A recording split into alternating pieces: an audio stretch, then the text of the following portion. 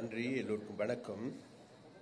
எங்களுடைய மேடையில் அமர்ந்திருக்கின்ற எங்களுடைய பாராளுமன்ற உறுப்பினர்களான தோழர் ஜெகதீஸ்வரன் அவர்களே, அதே போன்று எங்களுடைய பிரதி அமைச்சரான பாலி சமரசிங் அவர்களே, அதே போன்று எங்களுடைய பாராளுமன்ற உறுப்பினர் திலங்கநாதன் அவர்களே, அதே போன்று கரைத்துறை பற்று பிரதேச சபையினுடைய முதன்மை வேட்பாளர் தோழர்களே, அதே போன்று இந்த புதுக்குடியிருப்பு பிரதேசத்தினுடைய எங்களுடைய முதன்மை வேட்பாளர் சகோதரி தமிழ்வாணி அவர்களே, அதே போன்று இவ்விடத்திற்கு வருகை தந்து எங்களுக்கு ஆசீர்வாதம் வழங்கிக் கொண்டிருக்கின்ற சகல மத தலைவர்களே, அதே போன்று அன்பார்ந்த தாய்மார்களே, தந்தையர்களே, சகோதர சகோதரிகளே, உங்கள் எல்லோருக்கும் எனது காலை வணக்கத்தை தெரிவித்துக் கொண்டு, இன்று உங்களை எல்லோருக்குமே நன்றாக தெரியும் நாங்கள் இந்த கூட்டத்தை ஏன் எதனால் எதற்காக செய்கின்றோம். வேறு எதனாலும் அல்ல, எதிர்வரும் 6ஆம் திகதி நாங்கள்லாம் விரும்பினாலும் விரும்பாவிட்டாலும் இந்த நாட்டில் உள்ளூராட்சி சபை தேர்தல் இடம்பெறப் போகின்றது.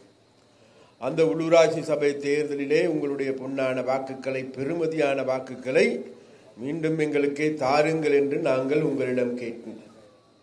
திசை காட்டிக்கு தாருங்கள், திசை காட்டிய வெற்றி பெற செய்யுங்கள், திசை காட்டியினுடைய வேட்பாளர் தோழர் தோழிகளை வெற்றி பெற செய்து இந்த புதுக்குடியிருப்பு பிரதேச சபையை திசை காட்டியால் நிரப்புங்கள் என்று நாங்கள் உங்களிடம் கேட்டுக்கொள்வோம்.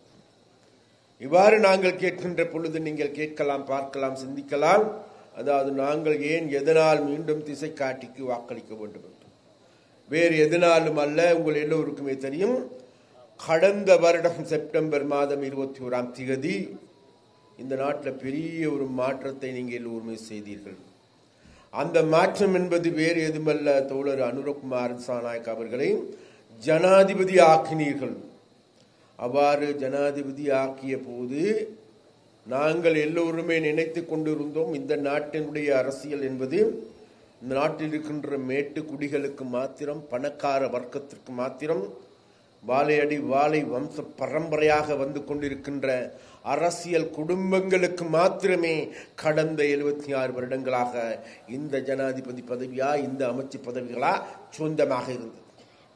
அப்ப அவர்கள் நினைத்து கொண்டிருந்தார்கள், இனி தாங்கள் தான் இந்த நாட்டினுடைய தலைவிதியை தீர்மானிக்கின்றவர்கள் என்று நினைத்து கொண்டிருந்த காலகட்டத்தில் தான் நீங்கள் எல்லோருமே சேர்ந்து ஒரு சாதாரண குடிமகனை, உங்களுடைய உங்களுடைய உங்களுடைய பிள்ளையை இந்த நாட்டினுடைய ஜனாதிபதி ஆக்கியிருக்கின்றீர்கள். அவரை ஜனாதிபதி ஆக்குகின்ற பொழுது விசேடமாக வடக்கு மாகாணத்தில் இருக்கின்ற அல்லது இந்த வன்னி மாவட்டத்தில் இருக்கின்ற பெருவாரியான மக்கள் அனுரைக்கு கூடுதலாக வாக்களிக்கவில்லை. வாக்களிக்காததுக்கான பல்வேறு காரணங்கள் இருக்கின்றது. அந்த காரணங்கள் பிரதானமான காரணம் தான் வேறு எதுமல்ல, அனுர ஆட்சிக்கு வந்தால் இந்த நாட்டில் மீண்டும் இனவாதம் வந்துவிடும். அவர்கள் ஒரு சிங்கள கட்சி.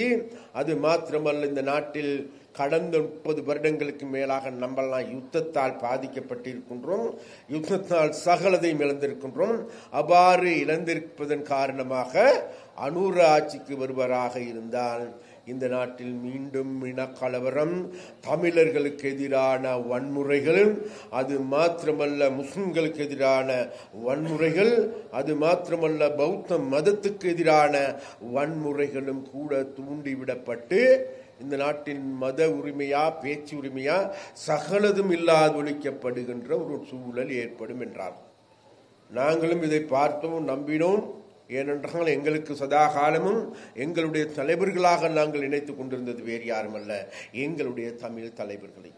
அப்ப அந்த தமிழ் தலைவர்களுக்கு பின்னால் ஓடி சென்று நாங்கள் பார்க்கின்ற பொழுது, ஓ, இவர்கள் சொல்வதில் ஏதாவது உண்மை இருக்கலாம் என நாங்கள் எல்லாம் நினைத்துக் கொண்டோம். அது மாத்திரமா சொன்னார்கள். அது மாத்திரமல்ல, இலங்கையில் பொருளாதாரம் பாரிய நெருக்கடியில் இருக்கின்றது, அனுர ஆட்சியின் கீழ் பாரிய நெருக்கடிக்குள்ளாக்கப்படும். அது மாத்திரமல்ல, டாலர் வந்து 400 ரூபாவை அண்டிவிடும். அதனூடாக மீண்டும் ஒரு வருஷ யுகம், ஒரு இருண்ட யுகத்தை நோக்கி இலங்கையை கொண்டு செல்ல போகின்றார்கள். அதனால் அனுரைக்கு வாக்களிக்க வேண்டாம் என்று சொன்னாங்க. எங்கள் இருக்கின்ற மக்களும் இதை கேட்டுக்கொண்டு நாங்கள் அன்றைய காலகட்டத்தில் சஜித் பிரேமதாசாவுக்கு, மறுபுறத்தில் ரணில் விக்ரமசிங்காவுக்கு, மறுபுறத்தில் இங்கே இருக்கின்ற வேறு கட்சிகளுக்கு நாங்கள் வாக்களித்தோம். இருந்த போதிலும் கூட உங்களுக்கு எல்லோருக்கும் தெரியும், வாக்களித்து நாங்கள் வாக்களிக்காவிட்டாலும் கூட இந்த நாட்டில் ஜனாதிபதியாக அனுரா தெரிவு செய்யப்படுறார். தெரிவு செய்யப்பட்ட பிறகு தான் எங்களுக்கு தெரிய வந்து, அடே அப்பா, வேறு எதுவுமல்ல, இன்றைக்கு உருவாகி இருப்பது எங்களுடைய பிள்ளை, எங்களுடைய தலைவன், எங்களுடைய குரல், எங்களுடைய ரத்தம் என்கின்ற நிலை ஏற்பட்டது. அது ஏற்பட்டதன் காரணமாக நாங்கள் நினைத்துக் கொண்டோம், சரி, ஜனாதிபதி தேர்தலில் தான் இவர்களுக்கு கூடுதலாக வாக்களிக்க முடியாமல் போய்விட்டது. இருந்த போதிலும் கூட நாங்கள் இவை எல்லாவற்றையும் பொது தேர்தலில் பார்த்துக் கொள்கின்றோம் என்று கூறி, பொது தேர்தலே இந்த நாட்டில் வரலாற்று ரீதியான யாராலும் நினைத்து பார்க்க முடியாத யாழ்ப்பாணத்தில் முதன்மையான கட்சியாக உயர்த்தி வைத்தீர்கள். அதே போன்று மறுபுறத்தில் வன்னி மாவட்டத்திலும் முதலாவது கட்சியாக எங்களை உயர்த்தி வைத்தீர்கள். வன்னி மாவட்டத்திலும் 2 பாராளுமன்ற உறுப்பினர்கள், யாழ் மாவட்டத்தில் 3 பாராளுமன்ற உறுப்பினர்கள். கடந்த 76 வருடங்களாக நடக்காதவை நடந்திருக்கின்றது.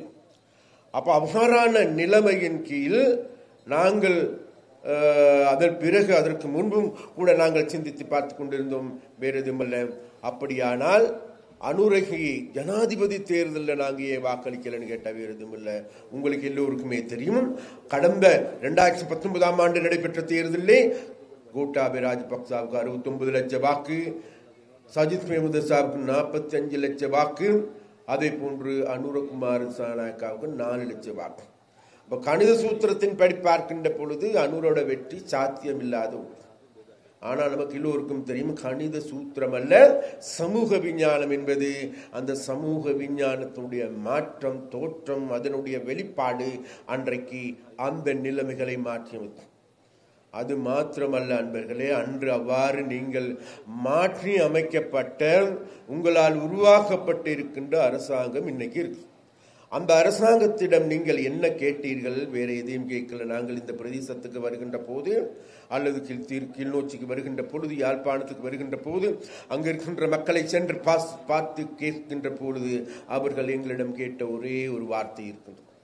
எனக்கு இன்னமும் ஞாபகம், ஐயா, எங்களுடைய ஊரில் கூடுதலான போதைப் பொருள் அதிகரித்து வருகின்றது, வன்முறைகள் அதிகரித்து வருகின்றது, குற்றச்செயல்கள் அதிகரித்து வருகின்றது, கசிப்பு வியாபாரம் அதிகரித்து வருகின்றது, கள்ள மண் அகழ்வே அதிகரித்து வருகின்றது. அது மாத்திரமல்ல, இவ்வாறான திருட்டு சம்பவங்களுக்கு பின்னால் எங்களோட ஊர்ல இருக்கின்ற போலீஸ்காரனும் இருக்கிறான், இங்க இருக்கின்ற டிஎஸும் இருக்கிறான். அல்லது இவ்வாறான நிலைமையின் கீழ் எங்களுடைய மண், எங்களுடைய தாயகத்தை பாதுகாத்து கொள்ள வேண்டிய தேவை இருக்கின்றது. அதை நாங்கள் இது நாள் வரைக்கும் எங்களுடைய தமிழ் கட்சிகளிடம், தமிழ் தலைவர்களிடம் எடுத்து கூறினோம். ஆனால் அவர்கள் அதை ஏறெடுத்தும் பார்க்கவில்லை ஐயா. அதனால் இந்த நிலைமையில் இருந்து நாளைக்கு எங்களுடைய பெண் பிள்ளைகள் இந்த ரோட்டிலே சுதந்திரமாக நடமாட வேண்டும் என்றால், பஸ்ஸில் தனியாக சுதந்திரமாக செல்லக்கூடிய சூழல் வேண்டும். எங்களுக்கு எங்களுடைய இளைஞர் பரம்பரை இந்த போதையில் இருந்து மீட்க வேண்டும். அதனால் எங்களுக்கு அவ்வாறான ஒரு மாற்றத்தை தாருங்கள். நான் நினைக்கின்றேன், தாய்மார்களே, தந்தைகளே, சகோதர சகோதரிகளே, உங்களுடைய எதிர்பார்ப்பு நிச்சயமாக இன்றைய இந்த சூழலிலும் கூட 100% எங்களால் அதை பெற்றுக் கொடுக்க முடியாவிட்டாலும் கூட நிச்சயமாக நாங்கள் இந்த இடத்தில் ஒரு உறுதிமொழியை மாத்திரம் வழங்குகின்றோம்.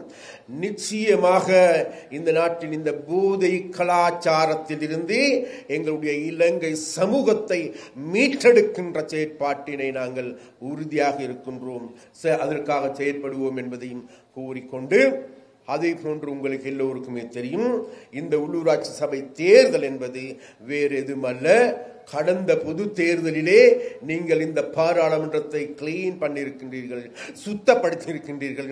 இந்த நாட்டில் திருடர்கள், மோசடிக்காரர்கள், போதைப் பொருள் வியாபாரிகளிடமிருந்து மீட்டு அதை சுத்தப்படுத்தி இருக்கின்றீர்கள்.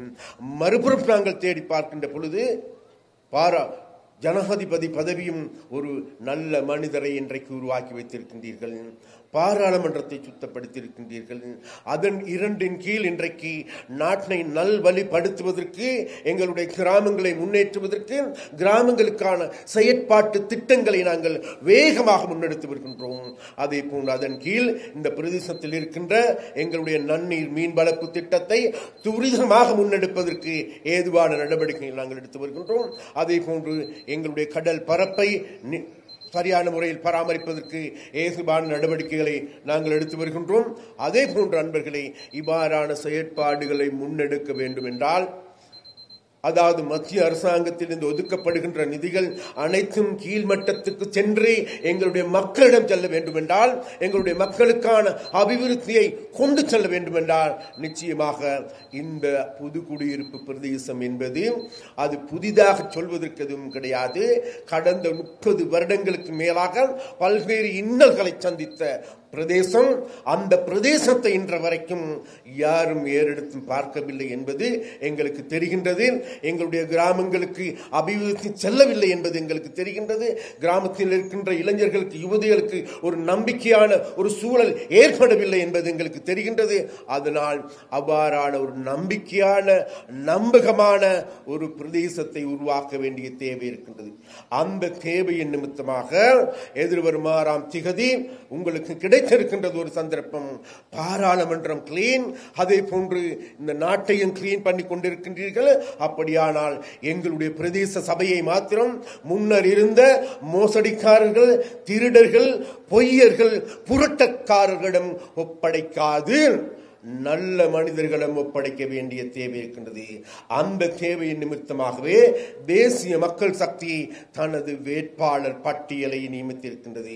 அந்த வேட்பாளர் பட்டியலில் சகல ஆளுமைகளும் நிறைந்த எங்களுடைய சகோதர சகோதரிகள் இருக்கின்றார்கள். அதனால் உங்களுடைய பொன்னான வாக்குகளை, பெருமதியான வாக்குகளை அவர்களுக்கு அளித்து, திசை காட்டிக்கு அளித்து, திசை காட்டி வெற்றி பெற செய்து உங்களுடைய பிரதேச சபையை திசை காட்டியால் நிரப்புங்கள் என்று கேட்டுக்கொண்டு உங்களிடமிருந்து விடைபெறுகின்றேன். நன்றி, வணக்கம்.